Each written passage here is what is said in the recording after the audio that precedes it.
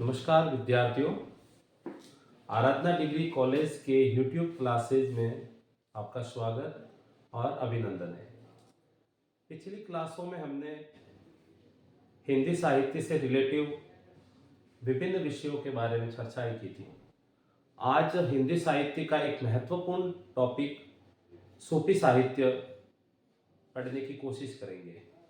इससे पहले हमने सूफी साहित्य की विशेषताएं, सूफी शब्द की व्युत्पत्ति और सूफी शब्द का साधारण अर्थ पढ़ा। आज हम सूफी काव्य एवं उनके लेखकों के बारे में अध्ययन करेंगे। आपको बोर्ड पे जो काव्य ग्रंथ और उनके लेखक स्पष्ट तौर पर नजर आ रहे होंगे, जिसमें जो पहला जो कवि था असाहित, उन्होंने अपना एक काव्य ग्रंथ लिखा जिसका नाम था हंसावली, असाहित कृत हंसावली। इसकी रचना हंसावली की रचना असाहित ने 1370 ईस्वी के आसपास में की। इसमें जो नायक था, उस नायक का नाम राजकुमार मिलता है और नायिका का नाम हंसावली मिलता है। हमने सूफी साहित्य की विशेषताओं में एक विशेषता का अध्ययन किया था, जिसमें हमने पाया था कि अधिकतर सूफी साहित्यों के नाम नायिका के नाम के पीछे रखे गए। तो यहाँ पे जो हंसावली ग्रंथ है वह नायिका हंसावली के नाम के पीछे ही रखा गया नाम। इसी तरह से इनकी जो हंसावली है हंसावली ग्रंथ की जो भाषा है वह राजस्थानी हिंदी भाषा है। और नगेंद्र जो कवि बड़े संपादक हुए हैं, नगेंद्र, उन्होंने अपने हिंदी साहित्य के इतिहास में इस हंसावली को, जो असाहित्य हंसावली है, उसको प्रथम सूफी रचना माना है। प्रश्न कभी कभार बन सकता है कि नगेंद्र के अनुसार प्रथम सूफी रचना कौन सी है, तो वो है असाहित्य हंसावली। दूसरी अगर रचना अगर देखें तो मुल्ला दाऊद की है, मुल्ला दाऊद का छंदायन, और इसकी रचना हुई थी 1379 में ईस्वी। इसका जो नायक था वो था लौरिक देव,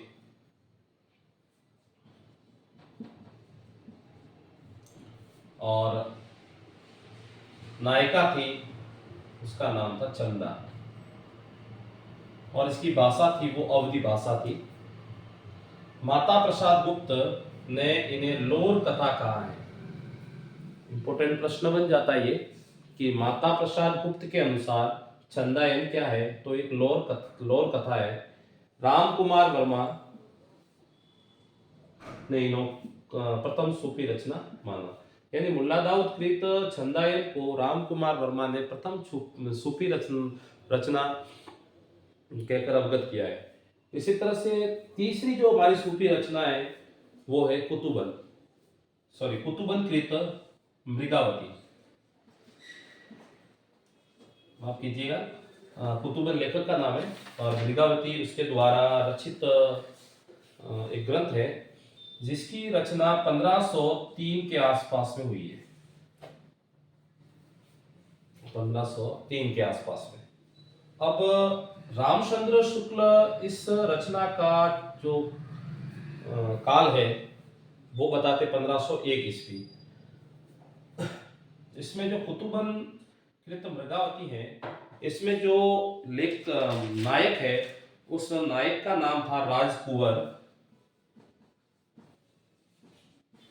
और नायिका का नाम है मृगावती। संपूर्ण सूफी साहित्य में अधिकांश जो सूफी रचनाएं हैं वे नायिका के नाम के पीछे ही उनका आधार रहा। जैसे यहाँ पे संध्या छंदायन, हंसावली हंसावली, यहाँ पे मृगावती मृगावती। अब रामचंद्र शुक्ल ने कुतुबन कृत जो मृगावती है, इसको प्रथम सूफी काव्य बताया। इसी तरह से हमारे पास में चौथा जो सूफी साहित्य देखने को मिलता है, काव्य ग्रंथ देखने को मिलता है, दामोदर कवि द्वारा कृत लखम सेन पद्मावती कथा, जिसमें नायक का नाम है लक्ष्मण सेन और नायिका का नाम है पद्मावती। अब ये वो पद्मावती नहीं है अलाउद्दीन खिलजी के समय वाली, ये कोई अन्य पद्मावती है। अब इनका जो कालक्रम है वो 1559 है। इस 1559 ईस्वी दामोदर कवि 1459। दामोदर कवि ने इसे, जो स्वयं दामोदर कवि है, इसको लिखने वाला लखम सेन पद्मावती, इसको वीर कहानी कहकर संबोधित करता है स्वयं लेखक। एक अन्य सूफी रचना है ईश्वर दास द्वारा रचित सत्यवती कथा, और इसकी रचना हुई थी 1503 ईस्वी के आसपास। और इसका जो नायक था, इस नायक का नाम था ऋतुपर्ण और नायिका सत्यवती।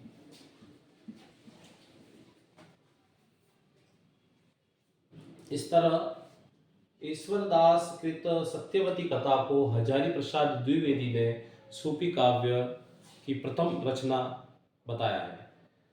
अंत में अगर बात करें सूफी काव्य में, जो सिरमौर काव्य है और सूफी काव्य की संपूर्ण विशेषताएं इस काव्य में अवगत होती हैं, जिसका नाम है पद्मावत।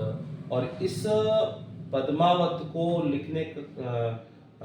ग्रंथ को लिखा मलिक मोहम्मद जायसी, जो जायस प्रदेश के रहने वाले थे। कवि परिचय में हमने इनके बारे में पढ़ा था। इनके जो नायक थे उसका नाम था रतन सेन और नायिका पद्मावती। अगर सहनायिका की बात करें इसमें तो नागमती, और इसकी भाषा थी वो ठेठ अवधी भाषा थी। और इस पद्मावत काव्य का जो काल है वो 1540 ईस्वी के आसपास है। इस तरह आज हमने हिंदी साहित्य के अंतर्गत सूफी काव्य एवं उनके लेखक, नायक नायिकाओं के बारे में अध्ययन किया। कौन सी रचना किसके अनुसार प्रथम रही और कौन सी रचना की कौन सी भाषा रही, यह अवगत हमने करवाया। आज की क्लास में इतना ही। धन्यवाद।